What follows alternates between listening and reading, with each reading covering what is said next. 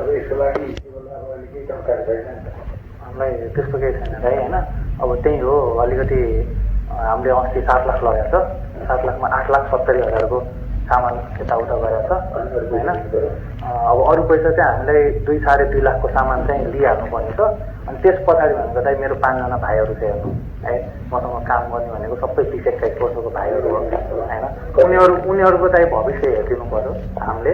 30,000 रुपियाँ 5 जना सबै भर्खर 19-20 उचाइलाई सोध्नु न उनीहरू भनेको चाहिँ हामीसँगै बस्ने मैसँग होइन। अहिले हिन्दू घटाएर वैदिक सनातन नेसन, वैदिक सनातन धर्म नेसन मात्रै राख्नु होइन, हिन्दू त्यो हिन्दू घटाइदियो होइन। अनि अर्को चाहिँ डिक्लेरेसन के गर्यो भने कन्स्टिट्युसन, यो कन्स्टिट्युसन राखेर अन्तरिम कन्स्टिट्युसन जारी गरेर भनेर भन्छ। अन्तरिमलाई के भन्छ? Interim constitution.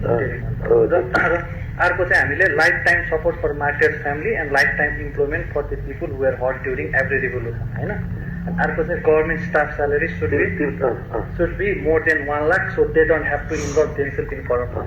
अनि त्यस पछाडि अन्तिम चाहिँ solve every economical problem of citizen of Nepal and make sure every citizen live a life of economic dignity. र एउटा काम के लेखेर लघु वित्त सहकारी ब्याङ्कको अनि ब्ल्याक लिस्टको पनि हालाकि त्यति अनि हामीले चाहिँ के दिएको छ भन्दाखेरि चाहिँ nothing can be hidden from us, don't try to test us, यो data will turn into ashes don't भनेको हामीलाई चलाउने काम नगर, सोध्दा पनि नसोध होइन। तिमीहरू ठिक्क के गर्छौ भने तिमीहरूको डाटाको यो चाहिँ कसरी नेपाल सरकारको सबैभन्दा ठुलो पोर्टल भनेको नेसनल लज।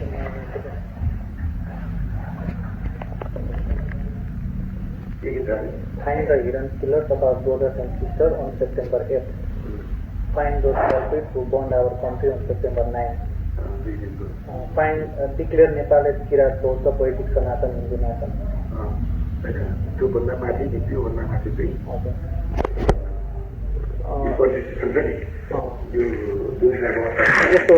यस्तो गरौँ न त, के भन्छ अरे we want new interim constitution of Nepal 2082 भनेको हामीलाई 2082 को अन्तरिम संविधान चाहियो होइन र, त्यही त भन्दा होइन त्यो भयो। अनि अरू इलेक्टेड चाहिँ हटाउने, अनि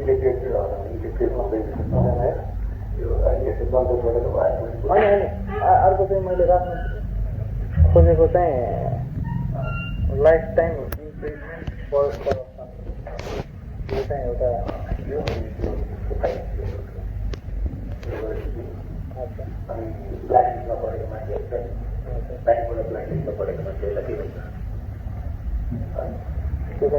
solve every economical problem of citizen of Nepal, हरेक नेपाल नागरिकको आर्थिक समस्या चाहिँ समाधान गर्छ।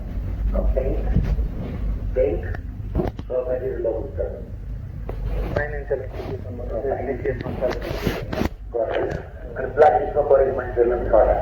त्यसमै पऱ्यो त इकोनोमिक आर्थिक समस्या भन्ने बित्तिकै त्यसमै पऱ्यो नि।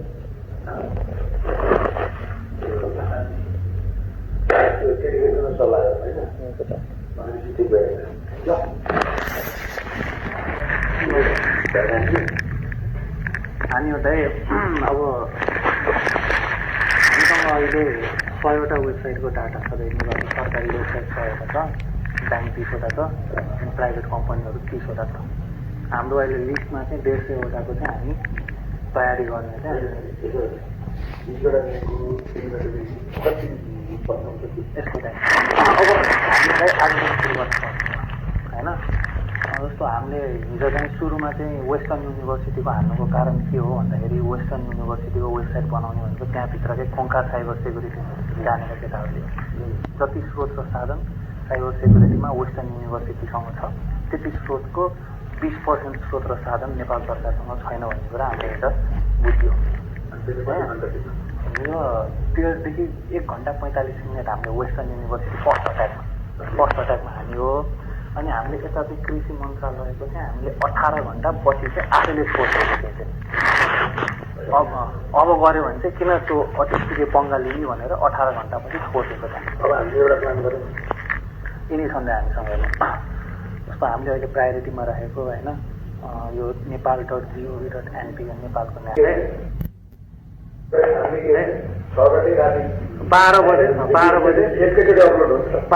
सुरुमा तपाईँको प्रधानमन्त्री र नेसनल आर्मी हो होइन, अनि त्यस पछाडि लगत्तै बिहान 6 बजे 7 बजेसम्म मान्छे जुरुक्क उठेर हेर्दाखेरि नेपालको डिजिटल वर्ल्डै कब्जा भइसक्यो। प्लानिङ गर्ने अनि त्यहाँ बोर्डहरू पनि हेरेर